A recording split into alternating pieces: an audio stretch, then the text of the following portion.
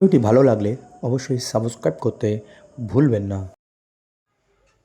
Educational creativity চ্যানেলে সকলকে স্বাগত। আজকে গুরুত্বপূর্ণ আপডেট দেবো ২০-২২ মামলা সম্পর্কিত। আপনারা জানেন ২০-২২ মামলার হিয়ারিং গতদিন হয়েছে বা এই মামলার অর্ডার রিজার্ভ রয়েছে বা এই ২০-২২ মামলার ইতিহাস কী বা এই মামলায় পর্ষদের স্ট্যান্ড কী বা পর্ষদের সাবমিশন কী, এই মামলায় ২০-২২ মামলায় কী কারা জিতবে, ২০-২২ হারবে বা ২০-২২ থেকে কতজন পাবে, কী মিডিয়াম আছে না আছে বিস্তারিত এই ভিডিওতে দেখাবো। কিছু গুরুত্বপূর্ণ ইউনিক তথ্য আপনাদের সামনে শেয়ার করব, তাহলে আপনার ২০-২২ তথ্যটি পরিষ্কারভাবে বুঝে যাবেন। এমনকি আরও কিছু গুরুত্বপূর্ণ তথ্য তুলব, যেটা হচ্ছে কেন ২০-২২কে বাদ দিয়ে রাখলো বা ২০-২২ কি জিতবে, এই কারণটা কিন্তু আমি খুব ভালোভাবেই এই ভিডিওতে তুলে ধরতে চলেছি। তো সেই জন্য ভিডিওটি স্কিপ না করে শেষ পর্যন্ত ভিডিওটি দেখতে থাকবেন। আরেকটি গুরুত্বপূর্ণ তথ্য যে আমি আমার চ্যানেলে আরও কিছু তথ্য আপনাদের সামনে নিয়ে আসবো, যেটা ওয়েস্ট বেঙ্গল জুড়ে কোথায় কীভাবে রিক্রুটমেন্ট হচ্ছে না হচ্ছে, বিভিন্ন সরকারি বেসরকারি ক্ষেত্রে বিভিন্ন সংস্থায়, পুলিশ হতে পারে বা কোর্ট হতে পারে বা বিভিন্ন জায়গায়, সেই ভিডিও বা এই রিক্রুটমেন্ট সপ্তাহান্তে কিন্তু আপনাদের সামনে আমি নিয়ে আসবো, সেটাও লক্ষ্য করবেন। তো সেই জন্য ভিডিওটি স্কিপ না করে শেষ পর্যন্ত ভিডিওটি দেখবেন, তাহলে ২০-২২ মামলা সম্পর্কিত আপনার ধারণা ক্লিয়ার হয়ে যাবে। আপনার অর্ডার রিজার্ভ রয়েছে হিয়ারিংয়ের দিন, সেদিন পর্ষদের স্ট্যান্ড কী ছিল বা না ছিল সেগুলো আমরা বিস্তারিত জেনেছি, বা ২০-২২-এর সাবমিশন কী ছিল সেগুলো আমরা জেনেছি। আজ কিন্তু পর্ষদের স্ট্যান্ড বা কী হতে চলেছে এই মামলার, সেই সমস্ত তথ্য কিন্তু বিস্তারিত এই ভিডিওতে জানবো আমরা। চলি আমরা দেখি কি আছে এই কপির মধ্যে বা এই সাবমিশনের মধ্যে, এই তথ্যের মধ্যে, তাহলে ২০-২২ মামলা পুরোটাই পরিষ্কার হয়ে যাবে। চলুন আমরা দেখে নিই। এটি একটি গুরুত্বপূর্ণ তথ্য। এই তথ্যটি আপনাদের সঙ্গে শেয়ার করছি আমি প্রথম থেকে শেষ পর্যন্ত দেখাই, আপনারা বুঝে যাবেন। TET qualified candidate who are undergoing DElEd বা DEd special education BEd training session ২০-২২ and who have qualified in DElEd DEd special education BEd training part one examination session ২০-২২ will be given opportunity to participate in the recruitment process to be initiated by the board. বোর্ডের দ্বারা যেটা recruitment process initiated হয়েছে, সেখানে কিন্তু ২০-২২ batch, সেটা D.El.Ed DEd বা B Ed সবাইকে কিন্তু বসতে দেওয়া হয়েছিল। তো এখানে এই রিকুইজাইট কোয়ালিফিকেশান বা নোটিফিকেশন সম্পর্কিত বিস্তারিত রয়েছে। তো আমরা এইবার চলে আসি ২ নম্বর পয়েন্ট থেকে, খুব গুরুত্বপূর্ণ এই ২ নম্বর পয়েন্টটি থেকে। The admitted facts in the present case that only from ৫/১১/২০২০ the admission process of DElEd, ৫/১১/২০২০ অ্যাডমিশন প্রসেস অফ ডিএলএড শুরু হয়েছিল ২০২০-২২ ব্যাচের। Course commenced in the state and by notification date ১৮/১২/২০২০। কোর্স কমেন্সমেন্ট হয়েছিল, পর্ষদের নোটিফিকেশন ৮/১২/২০২০, মানে কোর্স শুরু হয়েছিল। The admission process are kept open initially from ১০/১১/২০২০, ২০ সালের ১০/১১-তে এবং ২০ সালের ১৭/১২-তে এই অ্যাডমিশন প্রসেস চলেছিল কিন্তু। The course is 24 months course, ২৪ মাসের কোর্স ছিল, and as such it could not have been completed before 24 months from the last date of admission as notified on. Last date of admission ছিল ৮/১২/২০২০, তার আগে এই ২৪ মাসের কোর্সটি কিন্তু কমপ্লিট হয়নি। It is stated that part 1 examination ২০-২২ batch actually happened in July 2022. তো ফার্স্ট ইয়ারের এক্সাম হয়েছিল জুলাইয়ের ২০-২২। তো এখানে একটা প্রশ্ন থেকে যাচ্ছে, পর্ষদ কেন ডিলে করে এই পরীক্ষাটি জুলাইয়ে নিচ্ছে, যেখানে ২০২০-২২ ডিএলএড ব্যাচ বলা হচ্ছে, আর ১.৫ বছর ২ বছর পরে গিয়ে পর্ষদ পরীক্ষা নিচ্ছে। এটা সত্যি মানে একটা হাস্যকর ব্যাপার। On 22/8/2022, the original writ petition failed. Writ petition praying inter alia to complete the DLED course 2020 and 2022. Till then not to initiated the selection process. যেহেতু তখন সিলেকশন প্রসেস শুরু হয়নি, এবার ২০-২২ মানে ডিএলএড কোর্স যার জন্য তাড়াতাড়ি শেষ করা যায়, তার জন্য 22/8/2022 ২০-২২-এর ছেলেমেয়েরা মামলা করে। সমস্ত প্রুফ কিন্তু রয়েছে। It is stated that in view of the অ্যাপর মেনশনের writ petition the board included 2022 batch for the recruitment 2022। Board writ পিটিশনের উপরে ভিত্তি করে ২০-২২ ব্যাচকে 2022 রিক্রুটমেন্টের সুযোগ দিয়েছিল।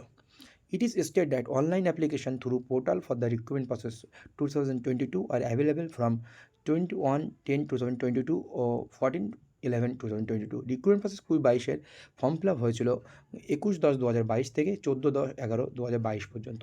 Interview for the recruitment comments and form ২৭/১২/২০২২। ২৭/১২/২০২২ থেকে ইন্টারভিউ কিন্তু শুরু হয়েছিল এই মানে 2022 রিক্রুটমেন্টের। The board issued a notification by which the result DLED Part 2 examination from 2020-22 batch came to be published ৩০/১২/২০২২। ২২ সালের ৩০/১২-তে ডিএলএড পার্ট 2 এর রেজাল্ট প্রকাশিত হবে ২০-২২ ব্যাচের। 1.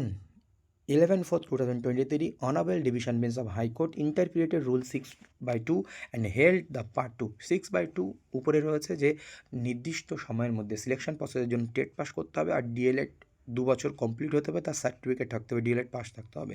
Part 2 class 3 of advertisement date 29/9/2022 runs contrary to the recruitment রুলসের সঙ্গে 29/9/2022 যে notification সেখানে একটি বিরোধিতা তৈরি হলো।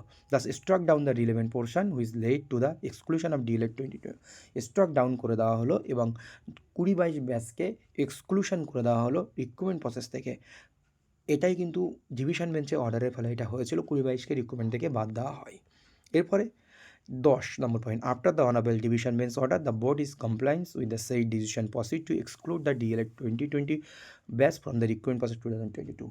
এর ফলে 2022 রিক্রুটমেন্ট থেকে ওই অর্ডারের পরিবর্তে ডিভিশন বেঞ্চে 20-22 ব্যাচকে বাদ দেওয়া হলো।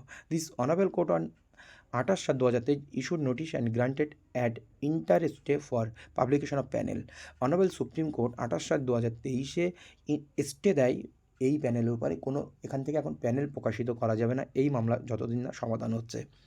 In view of the acute shortage in the state of assistant teacher or class 1 to 4, খুব গুরুতর মানে টিচার সংখ্যা কম থাকার জন্য ওয়েস্ট বেঙ্গলে at that time the board was compelled to file application for modification of the said order date 28/7/2023 28/7/2023 ফলে যে interim stay হয়ে গিয়েছিল রিক্রুটমেন্টের সেটা তোলার জন্য বোর্ড চেষ্টা করে, কারণ তার জন্য আবেদন করে, কারণ এখানে টিচারের সংখ্যা কম আছে, which ultimately came to be modified by the honourable court on 29/1/2024। Court সেটাই সেই অর্ডারকে মডিফাই করে 29/1/2024। Immediately thereafter the board publish the board panel publish করে and proceed to appointment person in terms of order date 29/1/2024। 29/1/2024 panel প্রকাশ করে board. The recruitment of candidates mention in affidavit of board date 27/1/2024 got over within the validity of the panel before 29/1/2025। 2025-এ 29/1, এই 25 সালে 29/1-এ কিন্তু panel validity শেষ হয়ে গেছে, 1 ইয়ার হয়ে গেছে।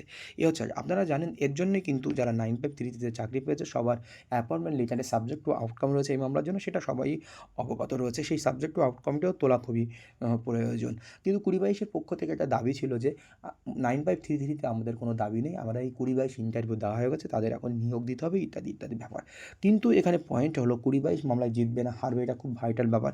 কিন্তু আগেও দিনও বলেছে, আজও বলছে, এখানে ল পয়েন্ট ভার্সেস কনসেন্ট পশ্চাৎ একবার সুযোগ দিয়েছে কোর্টের অর্ডারে আবার বাতিল করেছে। তো এই ব্যাপার কিন্তু পশ্চাৎ জানিয়েছে, পশ্চাৎ কোনোভাবে সুযোগ দেবে না, এরকম একটা পশ্চাতের স্ট্যান্ড কিন্তু রয়েছে, এই জন্য আমরা বাদ দিয়েছিলাম। কিন্তু ধরে নিলাম 20-22 জিতে গেল কনসেন্টের ক্ষেত্রে, তাদেরকে সম্মতি দেওয়া হয়েছিল বা তাদেরকে মেনে নিয়েছিল যে পশ্চাৎ তাদেরকে নিয়োগ প্রক্রিয়া দেওয়া হবে, পরবর্তীকালে আর বাদ দেওয়া হয়। কিন্তু ল পয়েন্ট রিক্রুটমেন্ট প্রসেস যে ল পয়েন্ট আছে 2016 রিক্রুটমেন্ট রুলস, সেখানে যদি আমরা দেখি তাহলে কিন্তু 20-22-কে হারতে হচ্ছে। কারণ আইনের বাইরে তো আর কিছু না, নোটিফিকেশনের বাইরে তো আর কিছু না, সিলেকশন প্রসেস যেটা রুলস আছে তার বাইরে তো আর কোর্ট কিছু করতে পারবে না, তাহলে তো অন্যরকম ব্যাপার দাঁড়াবে। তো সেই জন্য 20-22-এ এখন দেখার দরকার, অর্ডার রিজার্ভ রয়েছে, এই মামলা নিয়ে কিছু বলার নেই, কারণ যেগুলো বিচারাধীন সেই মামলা নিয়ে তো সিদ্ধান্ত নেওয়া আমাদের পক্ষে ঠিক নয়। কিন্তু 20-22 মামলা কী হবে ভবিষ্যতে, এটা কিন্তু বড় ব্যাপার। কিন্তু ল পয়েন্টে দেখলে কিন্তু 20-22 হেরে যাবে, এটাই বলা চলে। আবার কনসেন্ট যেটা পশ্চাৎ কনসিডার করেছিল, সেই কনসিডার দেখলে কিন্তু প্রথমে আমরা আগের দিন শুনানি মনে হয়েছিল 20-22 জিতবে, কিন্তু পরে ল পয়েন্ট যখন তুলে দেওয়া হলো পশ্চাতের পক্ষে থেকে, তখন 20-22-এর বিপক্ষে যেতে গিয়েছিল, ব্যাপারটাই এইভাবে বলবো। কারণ রুলসের বাইরে কিন্তু বিচারপতিরা কাজ করবে না, এটাই হচ্ছে বড় ব্যাপার। কিন্তু এটা দুঃখজনক ব্যাপার হলেও কিছু করার নেই, এখন অর্ডার রিজার্ভ আছে, এখন কি হয় দেখার বিষয়। এই ছিল আজকের আপডেট, এই গুরুত্বপূর্ণ একটি সাবমিশন, এটা পশ্চাতের পক্ষ থেকে করা হচ্ছে সুপ্রিম কোর্টে। এটাই হচ্ছে আপডেট দেওয়া ছিল আপনাদের।